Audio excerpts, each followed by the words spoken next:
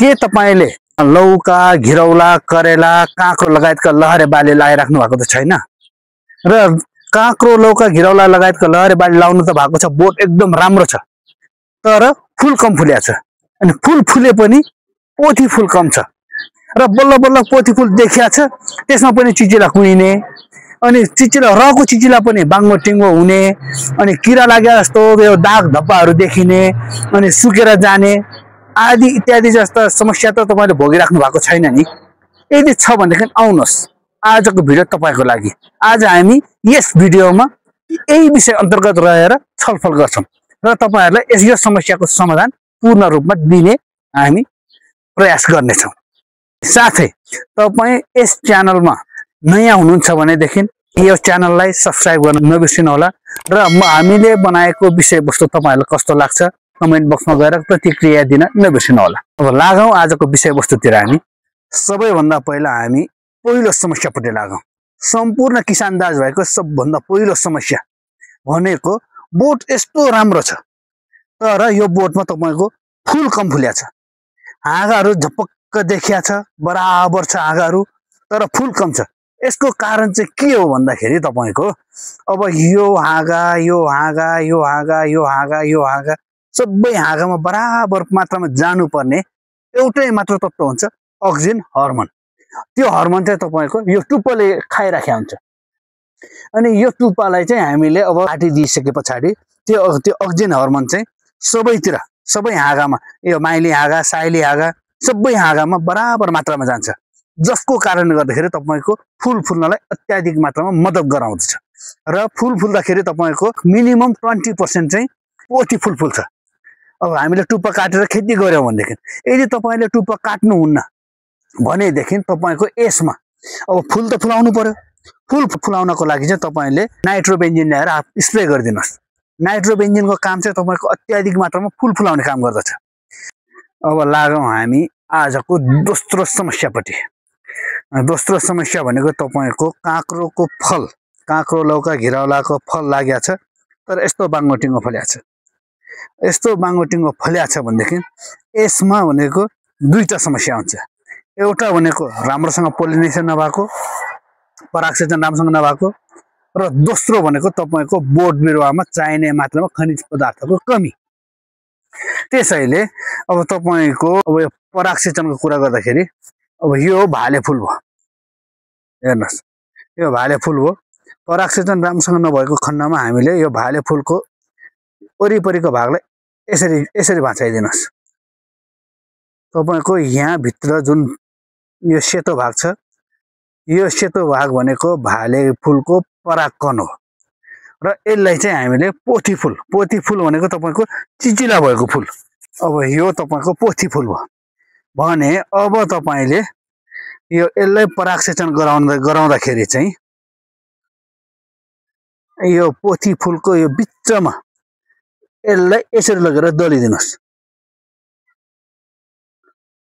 फूलमा यसरी दलिसके पछाडी यसको यो परागकण यहाँ भित्र गयो अनि यो एकदम राम्रो हुन्छ अब यो चिचिला कुइदैन किन कुइदैन यसलाई परागसेचनको मात्रामा पुग्यो परागसेचन हुन सकेन भनेदेखि तपाईको यो फल कुइने समस्या धेरै हुन्छ अनि अर्को भनेको तपाईको परागसेचन राम्रोसँग भएको छ चिचिला पनि लाग्या छ तर बाङ्गोटिङ्गो फल्यो बाङ्गोटिङ्गो फल्नुको एउटा कारण भनेको तपाईको बोटमा चाहिने मात्रामा खनिज पदार्थको कमी त्यो खनिज पदार्थको कमी चाहिँ तपाईले कतिखेर पूरा गर्न सक्नुहुन्छ भनेदेखि अब जब तपाईको बोटमा फल बाङ्गोटिङ्गो फलेको अवस्थामा तपाईले क्याल्सियम बोरोनको मात्रा नपुगेर हुन्छ त्यो समस्या यो चाहिँ हाम्रो चाहिँ क्याल्बोमिन यो क्याल्बोमिन चाहिँ तपाईको क्याल्सियम र बोरोनको दुईटैको सम्मिश्रण हो यसलाई तपाईले अब यो औषधिको कम्पनी अनुसार हुन्छ यसलाई चाहिँ हामीले चाहिँ यो क्याल्बोमिनलाई चाहिँ 1 लिटर पानीमा 2 ml को दरले हालेर स्प्रे गर्न सकिन्छ अनि साथै तपाईले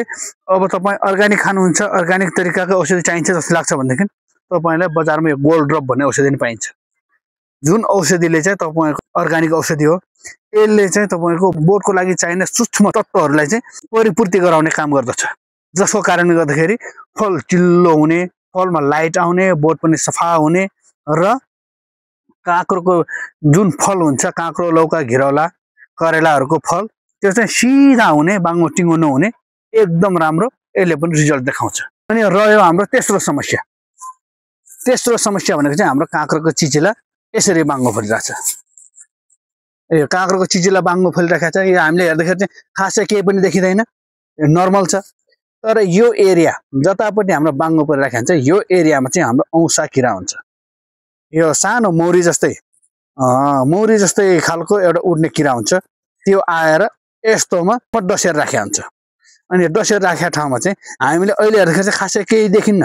तपाईँको लौका भयो, करेला भयो, घिरौला भयो, काँक्रो भयो, फर्सी भयो, सबैमा यो समस्या चाहिँ हुन्छ। तर हामीले अहिले चाहिँ केही देखिँदैन। जब भोलिको दिन यो ठुलो भइसके पछाडि हामीले यसलाई टिपेर चिरेर हेर्दाखेरि भित्र किरा हुने अनि पहेँलो जस्तो दाग भएको जस्तो भएर जाने त्यो समस्या हुन्छ। त्यसैले त्यो समस्या नहुनको लागि चाहिँ हामीले विषादी प्रयोग गर्न नि सकिन्छ। तर तपाईँले लहरे बालीमा विषादी सकेसम्म प्रयोग नगर्नुहोस्। विषादी प्रयोग गर्दाखेरि तपाईँको औसा किराको जुन माउ हुन्छ त्यो माउ त मर्छ।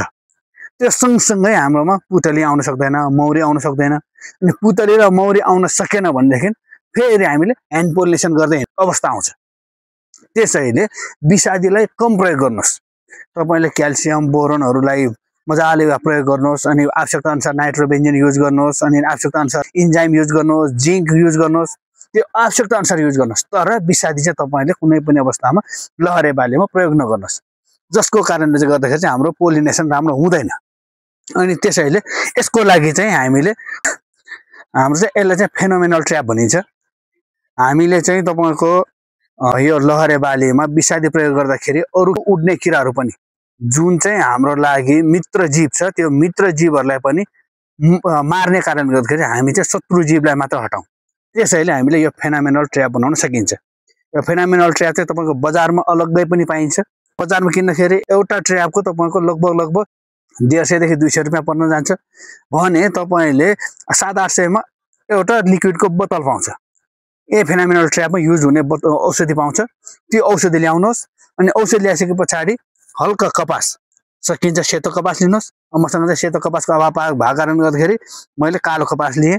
कपासमा त्यसलाई हल्का डुबाइदिनुहोस्, हल्का कपासमा लगाइदिनुहोस् अनि बेर्नुहोस्, बान्नुहोस्। बानेर यस्तै पारदर्शी बोतलमा यो बिर्कोतिर पाल पारेर अथवा कुनैले यो ढक्कन खोलेर यहाँभित्रबाट हालेर भए पनि च्याक्क लेबलमा यो बिचसम्म आइपुर्याउने बनाउनुहोस्। अनि बिचसम्म आइपुर्याइसके पछाडि यो चाहिँ धेरै तल पनि जाँदैन, धेरै माथि पनि जाँदैन। यो बोतल ठुलो भएको कारणले गर्दाखेरि मेरो चाहिँ ठ्याक्क बिचमा देखाएको छ। अनि एक ठाउँ या दुई ठाउँमा पाल पारिदिनुहोस्। यसले गर्दाखेरि चाहिँ तपाईँको यहाँबाट भित्र चाहिँ औसा किराको पोथी गन्ध छ। यो औसा किराको पोथी गन्ध हुने बित्तिकै यहाँभित्र भाले जति सबै यहाँभित्र बस्छ।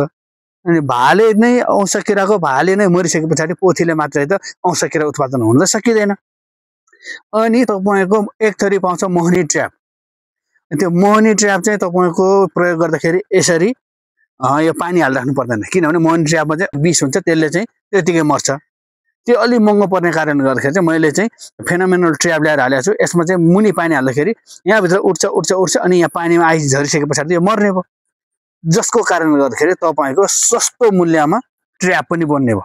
यसले गर्दाखेरि चाहिँ तपाईँले कुनै पनि लहरे बालीको फल खाँदाखेरि एकदम अर्ग्यानिक स्वादमा खान पाउने हुने भयो। अनि यसलाई चाहिँ लाउँदाखेरि तपाईँको अब यो एरिया ठुलो छ। यो ठुलो एरियामा एउटाले मात्रै पुग्दैन भने हामीले चाहिँ अब यस्तो चाहिँ हामीले चाहिँ यस्तोहरू चाहिँ अब टन्नै बनाएर राखेका छौँ। यसलाई चाहिँ लगभग 3 मिटरको फरकमा अन्दाज गर्दाखेरि अब यतिमा 3 मिटर हुन्छ जस्तो लाग्छ भने 3 मिटरको फरकमा यहाँ बाँधिदिनुहोस् एउटा।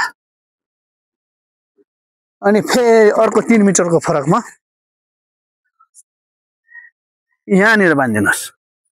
अब यसरी 3 मिटरको फरकमा बाँध्दाखेरि तपाईँको मिनिमम 1.5 मिटर त यसले 1.5 मिटर उतासम्म गन्ध फाल्यो भने अनि पल्लोले 1.5 मिटर यता फाल्यो भने तपाईँको बिचमा कुनै पनि हालतमा किरा लागेर फल बिग्रिने अनि फललाई किराले खाने, बाङ्गोटिङ्गो आउने भन्ने समस्या नै आउँदैन। बाङ्गोटिङ्गो आउनलाई किराकै कारणले मात्रै बाङ्गोटिङ्गो चाहिँ आउँदैन। तपाईँको क्याल्सियम बोरोन मैले सुरुमै भनेको छु, क्याल्सियम बोरोन र नाइट्रोबेन्जिन चाहिँ तपाईँले अनिवार्य हाल्नै पर्ने हुन्छ। साथमा तपाईँले यसरी ट्र्याप राख्नुभयो भने किराको कारणले गर्दाखेरि तपाईँको काँक्रो बिग्रिने, कुहिने, बजार पुग्न पाएको छैन, गल्यो कुहियो भने त्यस समस्याबाट तपाईँले मुक्त पाउनुहुनेछ।